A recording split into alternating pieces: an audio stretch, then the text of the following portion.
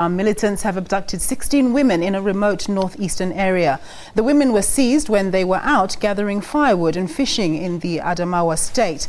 Local resident says 2 of the abducted women managed to escape. 2 years ago, on the night of 14th and 15th of April, Boko Haram kidnapped 276 female students from the government secondary school in the town of Chibok in Borno State. A few of the schoolgirls managed to escape. Well, for more on the current story, we cross over to our reporter in Nigeria, Sophia Adengo. Sophia, thank you very much for joining us. Just tell us what the latest is on the latest events. Well, what we do know so far is these eyewitness accounts from vigilantes in the area of Madagala. This is in Adamawa, and Adamawa is one of 3 states in the northeast that has experienced the brunt of Boko Haram, and over the last 3 to 4 years, on and off being, declared a state of emergency because of Boko Haram activity. But in this case, in Madagala, it is reported that up to 16 women were abducted and 2 girls as they were, out in the villages. According to local authorities, the story, of course, is still developing. Madagala is one of those local areas that is not privy to straightforward communication. So, of course, what we are receiving is from eyewitness accounts and patchy accounts of what really took place.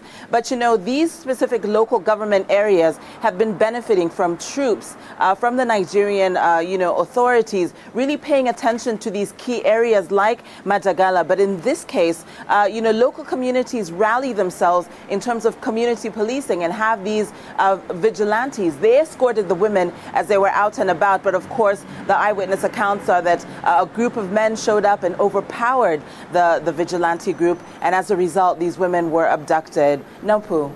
Based on what we know that happened to the 276 schoolgirls a couple of years ago, what is the fate of these young women? Well, we're coming to about 2 years of these girls gone missing. The Nigerian government, of course, still absorbing the fact that the pleas of the parents and the, of course, Nigerian community are pleased to provide some sort of intelligence as to where they purport these girls were. A controversial statement coming out of a former Nigerian British High Commissioner working here in Nigeria, saying that the girls were spotted very early on in 2014 under, surveillance of the United Kingdom and the U.S. However, they felt powerless at the time to rescue the girls. Since then, of course, the girls' whereabouts have been completely, mishandled in many ways based on the criticism that the Nigerian government has received, because at the time an opportunity perhaps did present itself for the Nigerian government to rescue the girls. But it's, assumed that the girls have been taken into a catchment area known as the SABC forest, almost 60 square kilometers of forest in which nobody knows the whereabouts of these girls. So indeed, as we come up to the 2-year anniversary on the 14th of April, the question still remains as to where these girls are. We know that when President Buhari came into power, trying to get back those 276 girls was top of the agenda. What has government been saying or doing since?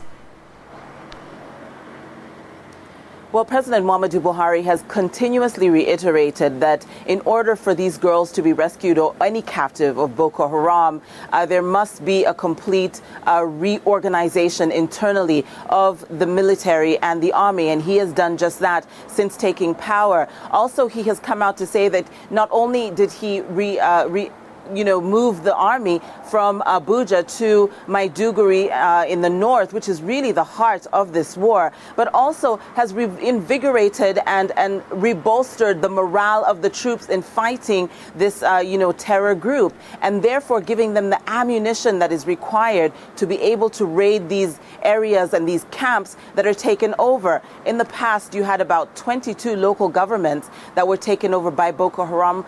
President Muhammad Buhari and his administration assert that less than 2 of those local government areas are being disturbed actively by Boko Haram. So although there is an internal strategy and a strategy with the neighboring countries in really bringing down the numbers of Boko Haram and eventually eradicating the country of this terror group, there's still very much work to be done in this area. Sophia, thank you so much. We're going to leave it there. That was Sophia Adengo, our Nigerian correspondent.